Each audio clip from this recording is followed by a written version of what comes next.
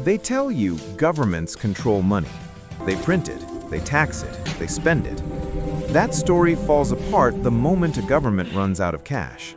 Because here's the uncomfortable truth.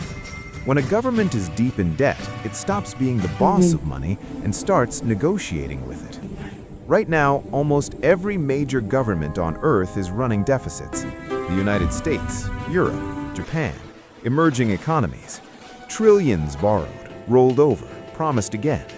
So the real question isn't who prints money, it's who says no when governments need more. And the answer is not as democratic as we're told. This matters now because debt levels are no longer abstract numbers. They decide interest rates. They decide inflation. They decide whether economies slow gently or snap. When governments were smaller, debt was simple. A king borrowed from a bank. A war ended. The debt got repaid or ignored. Modern governments are different. They don't borrow once, they borrow constantly. Old debt is paid with new debt. Bonds mature, new bonds replace them. The system only works if someone keeps buying, and that's where control quietly shifts. Let's walk through how this actually works. When a government needs money, it doesn't knock on doors asking for loans. It issues bonds. These are promises. I'll pay you back later, with interest. Who buys them? Pension funds, banks, insurance companies, foreign governments, and most importantly, central banks. At first glance, this looks safe, orderly, predictable. But here's the catch. The government doesn't control demand for its debt. Markets do. If investors believe a government is stable, bonds sell easily, interest rates stay low, everything feels calm. If confidence cracks, even slightly, the cost of borrowing rises. Rates go up, budgets tighten, pressure builds fast. Governments don't fear debt, they fear losing market confidence. That fear shapes policy more than elections ever do. Now enter the central bank, the institution people assume is in charge. Central banks don't fund governments directly, at least not officially. Instead, they buy government bonds from the market. This lowers interest rates, keeps borrowing affordable, prevents panic. It looks like control, but it's actually a balancing act on a tightrope. Because once a central bank buys too much debt, it risks inflation. Buy too little, and borrowing costs explode.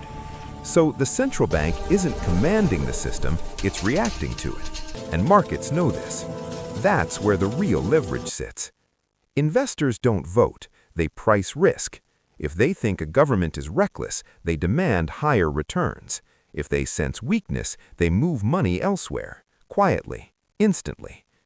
Governments respond by cutting spending, raising taxes, or printing money. None of those are popular. All of them have consequences. This is why politicians talk about the bond market the way sailors talk about storms. You can't argue with it. You can't legislate it away. You can only try to sail carefully. Here's the uncomfortable math most people never see. When debt grows faster than the economy, interest payments start eating the budget. Not tomorrow, not dramatically, but steadily. Education gets squeezed, infrastructure waits, healthcare budgets strain. Not because money disappeared, but because debt demands priority. Debt always gets paid first, and the higher rates go, the faster that pressure compounds. This creates a trap. Governments borrow to grow. Growth slows. They borrow more to stabilize. Rates rise. Borrowing becomes the problem.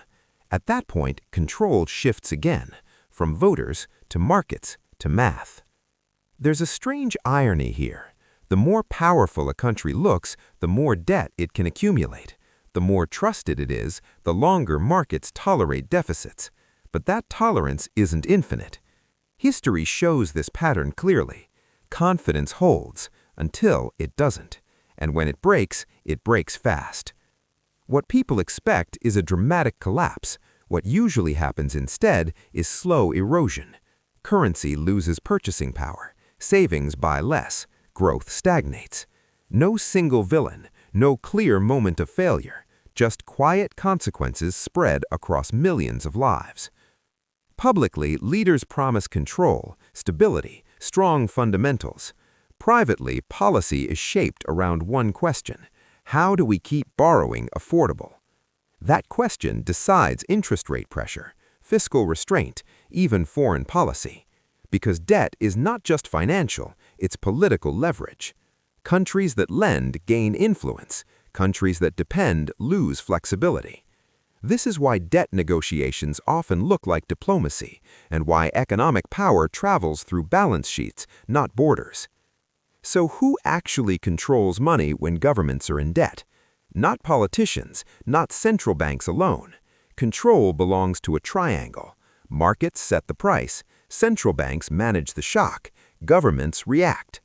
Everyone claims authority, no one has full command, and the system only holds together as long as confidence remains. That's the fragile part, not the debt itself, but belief in it. The belief that tomorrow's growth will cover today's promises, that future taxpayers will carry the weight, that nothing unexpected will force the math to be checked. Because once that belief cracks, control shifts instantly, and it never shifts back easily. The question isn't whether governments can borrow more. They can. The real question is how long the world keeps trusting the promises behind the numbers, and what happens the moment it stops.